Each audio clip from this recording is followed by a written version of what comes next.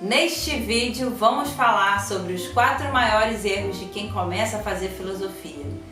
Antes de falar os 4 maiores erros, eu gostaria de fazer uma homenagem a um professor filósofo amigo meu, com quem eu penso, eu me destino a filosofar tem já 20 anos. 25 anos que eu conheço Charles Feitosa. É um dos filósofos mais instigantes, interessantes, aventureiros, eu diria, né, que toma a filosofia como uma aventura da vida, uma aventura do pensamento. E eu gostaria de falar que esses 4 erros que eu listei, eu aprendi com ele, que eram erros, e sou muito grata a ele por causa disso. Primeiro erro: ler somente homens, né? A gente tem uma trajetória da metafísica que a liberdade é dada somente para homens. Então as mulheres que se destinaram ao pensamento, ou elas foram em sua maioria silenciadas, né, ou ignoradas. É uma luta política para a gente fazer valer o pensamento das mulheres. E essa luta não é só uma luta política, ela é uma questão de ontologia, porque a mulher, o feminino, ele se abre de uma forma diferente para o pensamento. Então, assim, os maiores filósofos, acredito eu, que foram esses que se permitiram pensar com mulheres. Então, primeiro erro: só ler homens, é preciso ler mulheres. Segundo erro: não ter cuidado com as traduções. E filosofia é uma área muito delicada para as questões de etimologia da palavra. Então, tem a máxima heideggeriana: só é possível pensar em alemão, né? Com a qual eu discordo, porque senão eu não estaria aqui com vocês. Mas que chama atenção para isso, né? Que a língua alemã tem uma singularidade para realizar o pensamento que outras culturas não têm, com exceção da grega. Então, assim, ele tem razão no sentido de que é melhor ler sempre no original.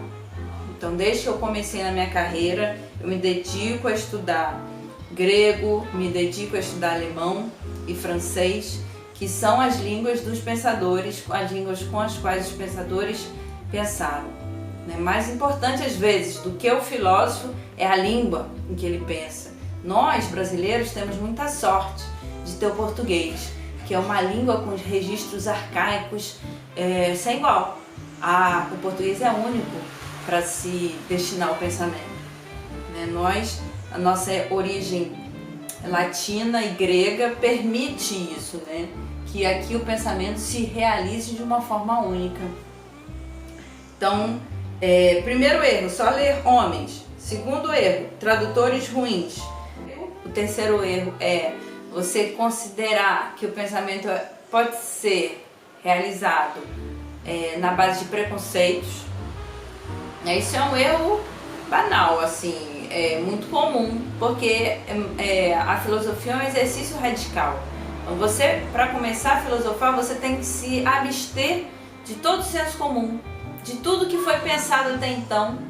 No âmbito da comunidade, do falatório, a gente tem que jogar fora para poder se dedicar somente ao pensamento. Então, esse exercício de conseguir se livrar dos preconceitos, do senso comum, é um exercício difícil, e o maior erro é você se deixar levar pelos erros do senso comum. Eu quero trazer como exemplo um pensamento do filósofo alemão, do Heidegger, que considera o seguinte, que o homem se abre para o pensamento, ele tem mundo, e os animais não. Os animais seriam pobres de mundo. É uma consideração, uma reflexão que ele traz numa obra chamada Mundo, Finitude e Solidão, os 3 conceitos fundamentais da metafísica. E ele parte desse pressuposto, né, que a gente pode diferenciar e a gente pode julgar que só o homem pode realizar pensamento. Eu me debato com essa sentença desde que eu comecei, desde que eu ouvi essa sentença. Eu trago para minha prática, eu trago para meus alunos. E eu considero um preconceito pelo seguinte: eu parto de uma lógica muito imanente à filosofia africana, que todo ente ele é aberto para o pensamento. Então a árvore pensa, o mineral pensa, os animais pensam.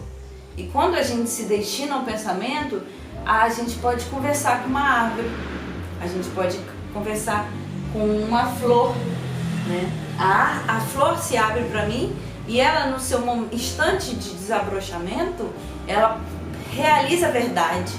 E a questão da filosofia, a questão com a qual a filosofia começa é como se dá a verdade. E a flor é uma verdade. A flor, ao desabrochar da flor, é realização de verdade. Por fim, o último erro mais comum de quem começa a filosofia é a arrogância, que é perfeitamente compreensível, né? A gente, quando se destina ao pensamento, cada pensamentozinho que a gente tem é uma alegria, né? É uma travessia que a gente realiza. E essa alegria pode causar também a sensação de ser superior, a sensação de que nós chegamos ao pensamento e, portanto, nós somos superiores ao restante das pessoas ou da humanidade que não conseguiu chegar a essa maravilhosa reflexão que a gente só conseguiu.